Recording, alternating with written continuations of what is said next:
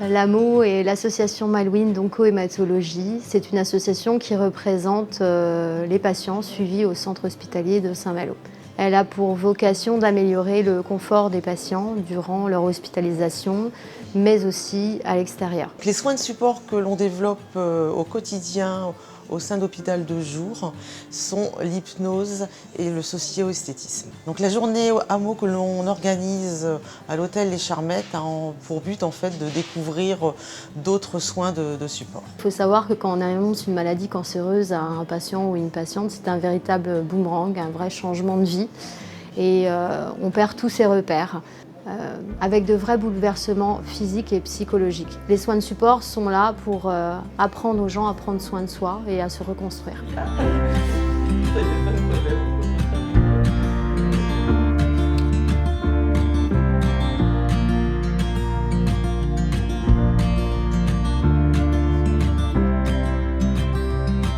Sur cette journée, nous avons décidé de faire découvrir des soins de support plus innovants, tels que la sophrologie, la luminothérapie, le kobido, le shiatsu, la diététique, la réflexologie plantaire, ainsi que tout un panel de soins de support différents. La luminothérapie, jusqu'à présent, elle est utilisée par des professionnels de la santé. Elle permet en fait de soulager les effets secondaires des traitements liés au cancer. Gestion de la douleur, traitement des problèmes dermato, gestion des épisodes dépressifs. Le kobido est à la fois un massage qui est extrêmement relaxant, puissant, vu que je vais travailler sur le visage, mais la détente s'étend jusqu'au corps.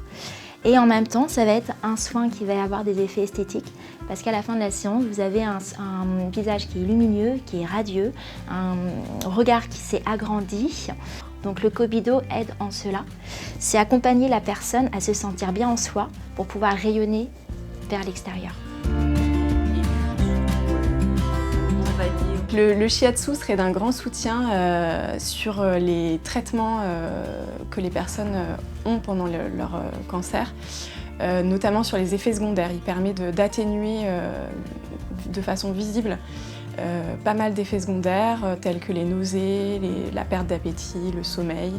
C'est aussi une façon de retrouver un niveau d'énergie global et retrouver une connexion à leur corps positive dans un moment où le corps est quand même une source de souffrance. Les bienfaits de la sophrologie sont immenses lors du parcours dans la maladie, notamment lors du traitement. Cela permet également d'avoir une meilleure gestion de la douleur lors des interventions chirurgicales, de mieux se préparer lors des interventions, et puis de renforcer ses ressources positives, de mobiliser ses capacités en fait, lors du parcours dans la maladie, de se redéployer à l'existence après ce parcours difficile et puis de soutenir sa vitalité lors de ce chemin.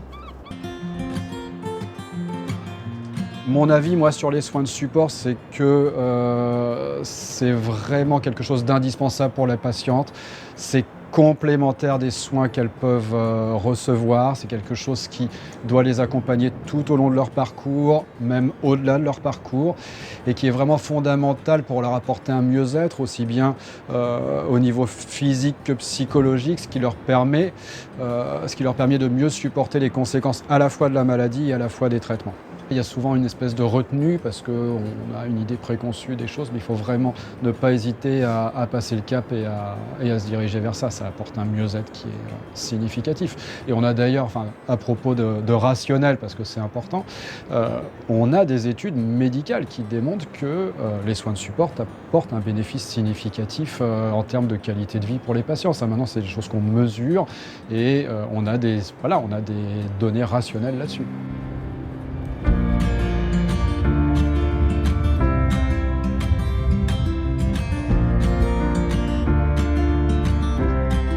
Grâce aux donateurs, 60 patients bénéficient aujourd'hui de soins de support proposés par 25 professionnels différents. Ce sont quand même plus de 200 rendez-vous qui sont proposés.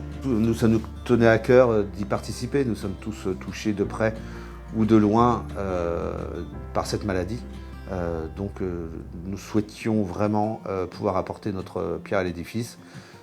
Et donc en tant que chef d'entreprise aussi, nous pouvons faire des dons qui sont aussi exonérés d'impôts à hauteur de 60%, ce qui permet de pouvoir aider, de pouvoir soutenir des projets intéressants, locaux, et voilà, avec des convictions derrière très fortes.